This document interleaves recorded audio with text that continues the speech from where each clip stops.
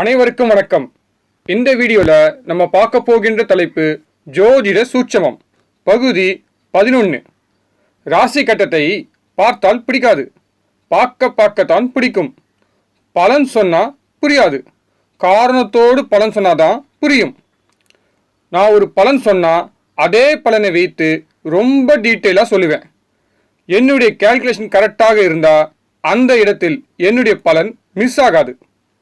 வக்கீல் மாதிரி பாயிண்டாக எடுத்து சொன்னாதான் ஒரு ஜோதிடர் சொல்கின்ற பலன் மற்ற ஜோதிடர்களுக்கு புரியும். என்னை பொறுத்த வரைக்கும் ஜஸ்ட் ஒரு ஜாதக பலன்.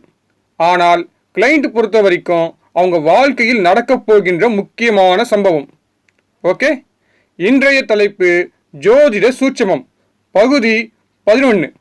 பகுதி 1 முதல் பகுதி 10 வரை பார்க்கவில்லை என்றால் மறக்காமல் பார்க்கவும். Okay, good. அந்த வீடியோ அனைத்தும் நம்ம சேனல் பிளேலிஸ்டில் ஜோதிட சூட்சமம் என்ற ஃபோல்டரில் நான் வைத்துள்ளேன்.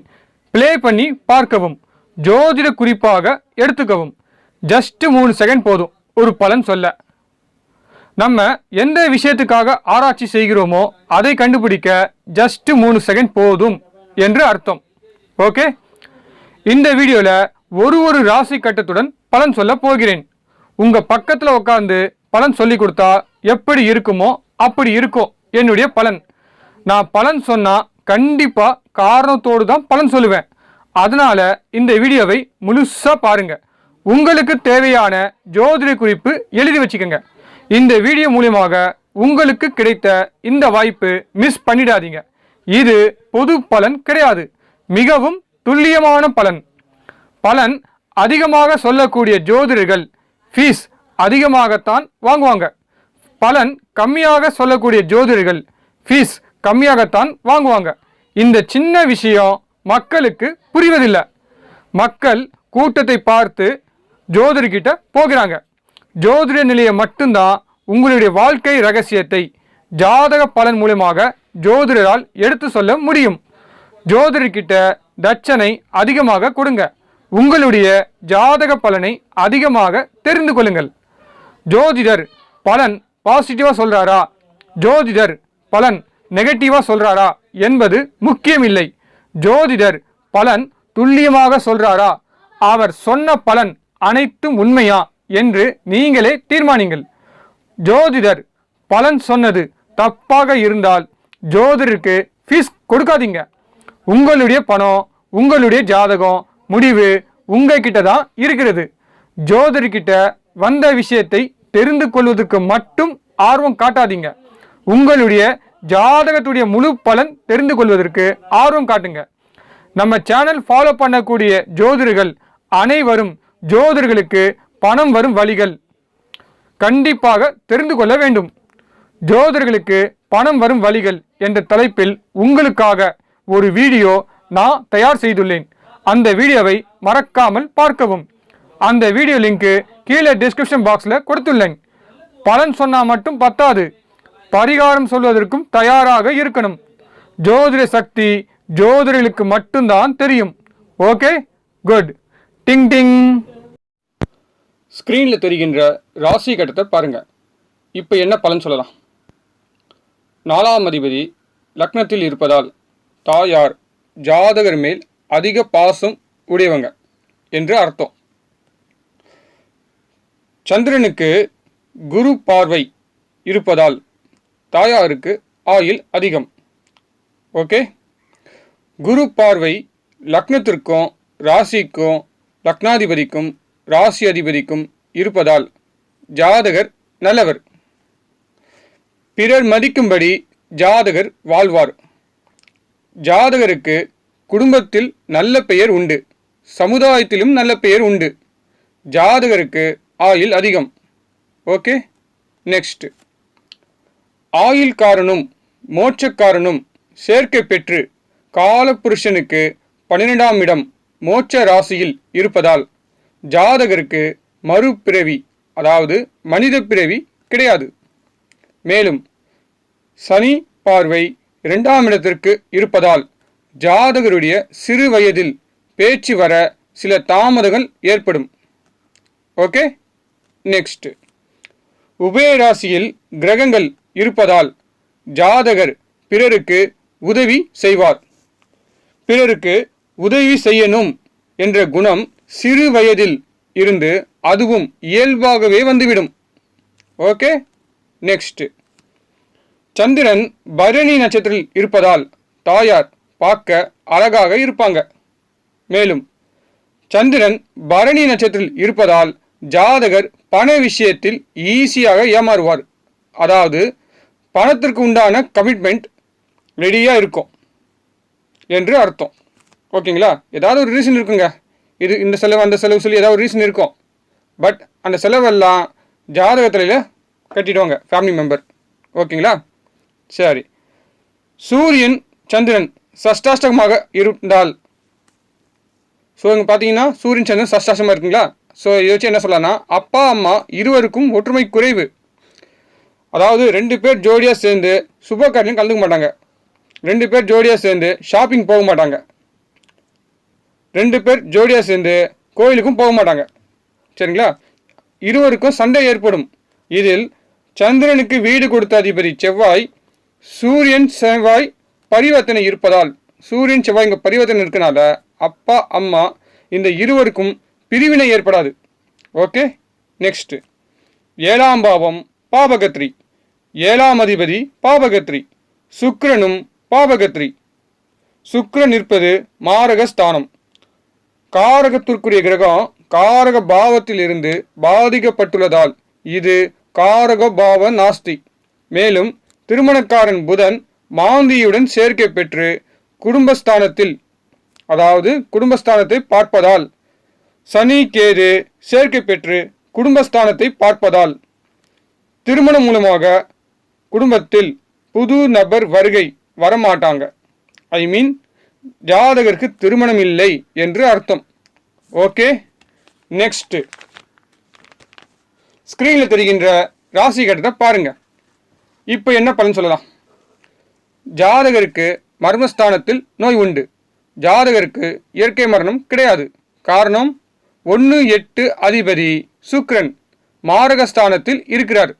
சுக்கிரனுக்கு நீச கிரகம் தொடர்புண்டு, மாந்தியும் தொடர்புண்டு, சனி பார்வையும் செவ்வாய் பார்வையும், திரிகோணத்தில் ராகுவும் தொடர்புண்டு. விருச்சிக ராசி மர்மஸ்தானத்தை குறிக்கும். அதனால தான் ஜாதகருக்கு மர்மஸ்தானத்தில் நோய் உண்டு என்று சொன்னேன். அடுத்து, அஷ்டமாதிபதிக்கும் சனி செவ்வாய் ராகு மாந்தி உடல்காரன் சந்திரனும் லக்னாதிபதி சுக்கிரனும் சம்பந்தப்படுவதால் ஜாதகருக்கு இயற்கை மரணம் கிடையாது. ஓகே. நெக்ஸ்ட், ஸ்கிரீனில் தெரிகின்ற ராசி கட்டத்தை பாருங்க. இப்போ என்ன பலன் சொல்லலாம்? குருவுக்கு திரிகோணத்தில் சூரியன் சந்திரன் லக்னாதிபதி பரிவர்த்தனை மூலமாக குரு பார்வையும் உண்டு. அனைத்து நட்பு கிரகமும் லக்னாதிபதிக்கு தொடர்புண்டு. ஜாதகர் அப்பா அம்மா பேச்சு கேட்பார். அப்பா அம்மாவை மதிப்பார். பெற்றவங்களை மதிப்பாங்கன்னு அர்த்தம். ஓகேங்களா? ஜாதகர் அப்பா அம்மா செல்லம். அதே மாதிரி அப்பா அம்மா ஜாதகர் மேல் பாசமாக இருப்பாங்க. அப்பா அம்மா இருவரும் ஒரே வீட்டில் ஒற்றுமையாக குடும்பம் நடத்துவாங்க. அப்பா அம்மாக்குள்ள சண்டை ஏற்பட்டாலும் உடனே சமாதானம் ஆகிவிடுவாங்க.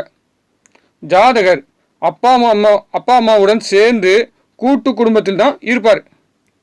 தனி குத்தனம் விரும்ப மாட்டார்.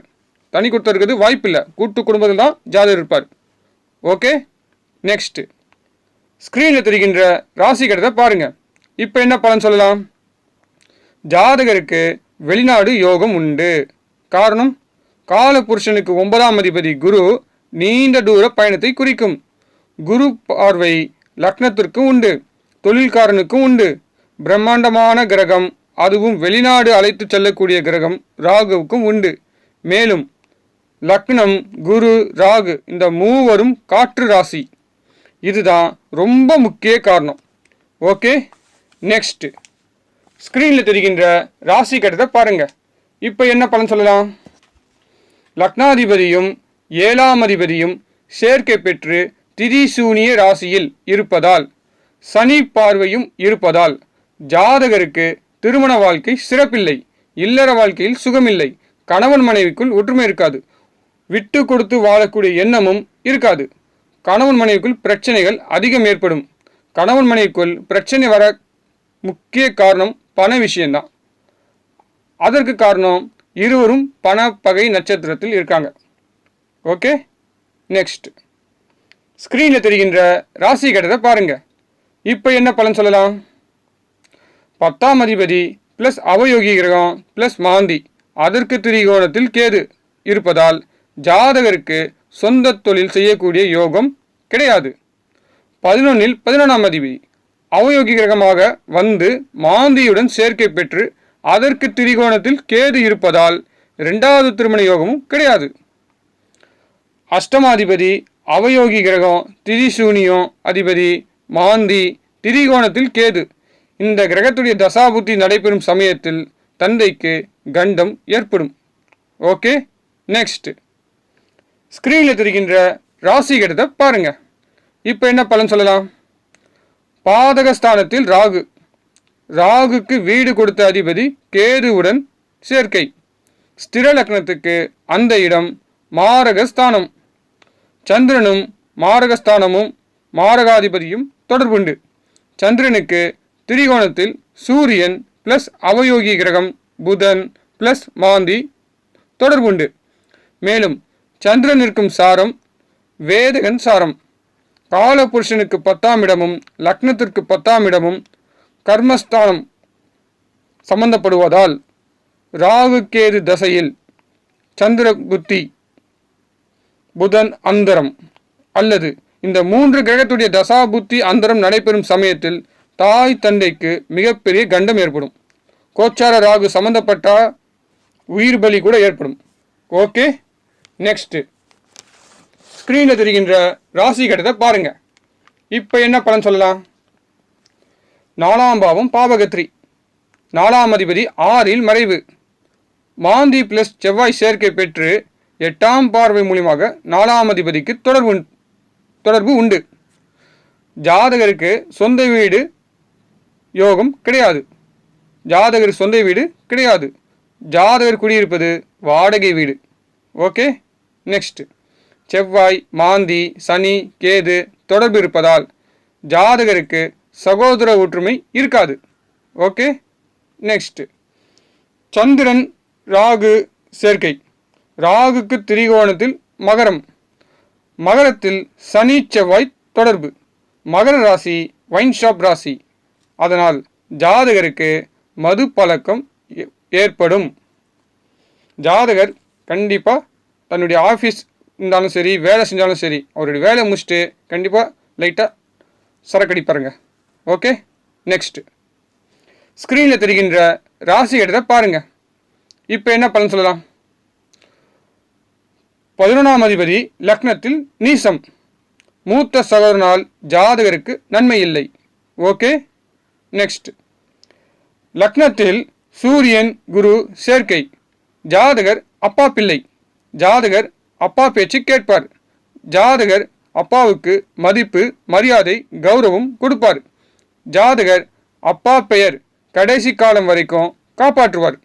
ஓகே, நெக்ஸ்ட் லக்னத்தில் சூரியன் நீசம். ஜாதகருக்கு தலை சம்பந்தமான பிரச்சனை உண்டு. தலைவலி தலைபாரம் மயக்கம் எளிதில் ஏற்படும். ஜாதகர் தலைவலிக்காக கண்ணாடி போடுவார். மேலும் ஜாதகர் தலையில் முடி கொட்டும். ஓகே, நெக்ஸ்ட் நீச சூரியனுக்கு 12இல் சனி இருப்பதால் ஜாதகருடைய அப்பா ஏழை. அப்பா ஏழ்மையான குடும்பத்தில் பிறந்தவர். அப்பா சின்ன வயசுல இருந்து வாழ்க்கையில கஷ்டப்பட்டு முன்னுக்கு வந்த நபராக இருப்பார். அப்பா தன்னுடைய உழைப்பை நம்பி வாழ்பவர். ஓகே, நெக்ஸ்ட் 6ஆம் அதிபதி பாதகாதிபதி சேர்க்கை பெற்று லக்னத்தை இருப்பதால் ஜாதகருக்கு தலை சம்பந்தமான நோய் ஏற்படும்.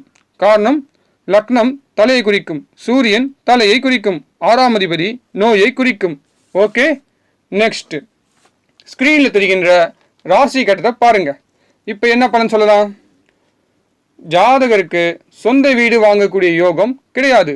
காரணம் 4ஆம் அதிபதி தன்னுடைய வீட்டுக்கு 12இல் மறைவு. மேலும் அவயோகி கிரகம் ராகுவுடன் சேர்க்கை. அதனால தான் நான் இந்த பலன் சொன்னேன். Okay, next. இப்போ இதே ராசி கடிதத்தை வைத்து வேறொரு பலன் சொல்ல போகிறேன். 2 4 அதிபதிகள் சேர்க்கை பெற்று அவயோகி கிரகம் ராகுவுடன் இருப்பதால் ஜாதகருடைய வருமானம் மூலமாக சொத்து சேர்க்கை சேரவிடாது. Okay, next. இதே ராசி கட்டத்தை வைத்து வேறொரு பலன் சொல்ல போகிறேன். காலபுருஷனுக்கு 4ல் ராகு, மேலும் அவயோகி கிரகம், லக்னத்திற்கு 4ஆம் அதிபதி ப்ளஸ் ராகு இருப்பதால் ஜாதகர் மூலமாக தாயார் தன்னுடைய வாழ்க்கையில் அதிகம் கஷ்டப்படுவாங்க. Okay, next. ஸ்க்ரீனில் தெரிகின்ற ராசி கட்டத்தை பாருங்கள். இப்போ என்ன பலன் சொல்லலாம்? அஷ்டமாதிபதி உச்சம், அதனால் ஜாதகருக்கு ஆயுள் அதிகம். சந்திரன் ரோகிணி நட்சத்திரத்தில் இருப்பதால் தாயார் முகம் பார்க்க அழகாக இருப்பாங்க. ரிஷபராசி திதி சூன்யம் சம்மந்தப்பட்டா இப்போ சொன்ன பலன் அனைத்தும் மாறிவிடும். ஸோ பலன் சொல்கிறதுக்கு முன்னாடி விதிவிலக்கு கண்டிப்பாக பார்க்கணும். சரிங்களா? Okay, next. ஸ்க்ரீனில் தெரிகின்ற ராசி கட்டத்தை பாருங்கள். இப்போ என்ன பலன் சொல்லலாம்? 2ஆம் அதிபதி ப்ளஸ் மாந்தி சேர்க்கை பெற்று 2ஆம் அதிபதிக்கு அனைத்து பாவ கிரகம் தொடர்புண்டு. சனி மூலமாக 2 5 7 11ஆம் பாவம் தொடர்புண்டு. அதனால் ஜாதகருக்கு திருமணம் இல்லை, மேலும் ஜாதகருக்கு வருமானம் கிடையாது. குடும்பத்தில் கடன் உண்டு. குடும்ப பொறுப்பு எடுத்துக்கிட்டு தன்னுடைய குடும்பத்தை காப்பாற்ற முடியாது. Okay, next. ஸ்க்ரீனில் தெரிகின்ற ராசி கட்டத்தை பாருங்கள்.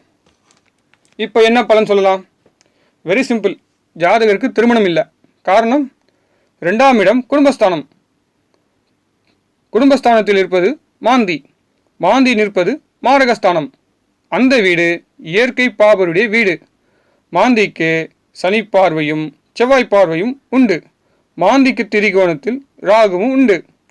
ராகுக்கு வீடு கொடுத்த அதிபதி மாந்திக்கு தொடர்பு உண்டு. கேதுக்கு வீடு கொடுத்த அதிபதி மாந்திக்கு தொடர்புண்டு. மேலும் மாந்தி வர்க்கோத்தமம். இதில் 7ஆம் அதிபதி குடும்பஸ்தானத்தில் இருக்கும் மாந்தியுடன் சம்பந்தப்படுவதால் ஜாதகருக்கு திருமணம் மூலமாக குடும்பத்தில் புது நபர் வருகை வரமாட்டாங்க என்று அர்த்தம். அதனால தான் ஜாதகருக்கு திருமணம் இல்லை. Okay, next. இப்போ நீங்கள் ஸ்க்ரீனில் பார்த்த அனைத்து ராசி கட்டமும் என்னுடைய கிளைண்ட்டுடைய ஜாதகம். ஜாதகத்தை கேஷுவலாக பாருங்கள், ஹாப்பியாக பலன் எடுக்கலாம். பலன் பாசிட்டிவாக இருக்கா, பலன் நெகட்டிவாக இருக்கா என்பது முக்கியம் இல்லை. பலன் கரெக்டாக இருக்கிறதா, தட் இஸ் இம்பார்ட்டண்ட். நீங்களும் ஜோதிட துறையில் பலன் சொல்வதில் ஸ்பெஷலிஸ்டாக மாறணும். Okay, good. உங்களுடைய குருநாதர் ஜோதிட துறையில் யாராக இருந்தாலும் சரி, அவங்க அத்தனை பேரையும் ஒரு ஸ்டேஜ் வரைக்கும் தான் நீங்கள் அவங்கள பயன்படுத்தணும். அவங்க மூலியமாக நீங்கள் கற்றுக்கிட்ட ஜோதிட கலையை பயன்படுத்தணும். அதன் மூலமாக ஜாதகத்தை ஆய்வு செய்ய கற்றுக்கொள்ளணும். ஜாதகத்தை ஆய்வு செய்யாமல் உங்களால் துல்லியமான பலனை எடுக்க முடியாது. அடிப்படை ஜோதிடத்தை நம்ம ஃபிங்கர் டிப்ஸில் வச்சுக்கணும். தூக்கத்தை எழுப்பி கேள்வி கேட்டால் கூட நமக்கு பலன் சொல்ல தயாராக இருக்கணும். ஜாதகத்தை கேஷுவலாக பாருங்கள், ஹாப்பியாக பலன் எடுக்கலாம். அதுவும் ஜஸ்ட் 3 செகண்ட்ஸில் துல்லியமாக பலன் சொல்லலாம். பலன் எடுக்க பழகுங்க, பலன் சொல்லி பழகுங்க, பலன் சொல்லி கொடுக்கவும் பழகுங்க. ஜோதிட கலை உங்களுக்கு இறைவன் கொடுத்த கலை, உங்களுக்கு குருநாதர் சொல்லி கொடுத்த கலை. ஜோதிட சக்தி ஜோதிடருக்கு மட்டும்தான் தெரியும். ஜோதிட பாடத்தை உங்களுடைய வாழ்க்கை பாடமாக எடுத்து பயன்படுத்துங்க. விரைவில் நீங்களும் ஒரு நாள் ஜோதிட துறையில் குருநாதராக மாறலாம். என்னுடைய இதயம் என்கிட்ட பொய் சொல்லாது, என்னுடைய மனசாட்சி எனக்கு துரோகம் பண்ணாது, என்னுடைய ஜோதிட கலை என்னை கைவிடாது. எனக்குள் ஒரு உலகம், என்னை போல் ஒருவன், எனக்குள் ஒருவன், உங்களில் ஒருவன், உங்களைப் போல் ஒருவன், தனி ஒருவன், 1000ல் ஒருவன், ஜோதிட துறையில் ஒருவன், ஜோதிட நண்பர்களின் ஒருவன், யூடியூபரில் ஒருவன். உங்களுக்கு தேவையான வீடியோ தலைப்பு நீங்க தான் கமெண்ட் பாக்ஸ்ல தெரிவிக்கணும். இந்த வீடியோ உங்களுக்கு பிடித்திருந்தால் மறக்காமல் இந்த சேனலை சப்ஸ்கிரைப் பண்ணுங்கள். அதை விட ரொம்ப முக்கியம், இந்த சேனலில் இருக்கக்கூடிய ப்ரீவியஸ் வீடியோவை மறக்காமல் பார்க்கவும். உங்களுக்கு தேவையான தலைப்பு நம்ம சேனலில் அதிகமாக இருக்குது. மீண்டும் வேறொரு தலைப்புடன் விரைவில் சந்திப்போம். உங்கள் அன்பு நண்பன் கார்த்திக் பாபு. நன்றி, வணக்கம்.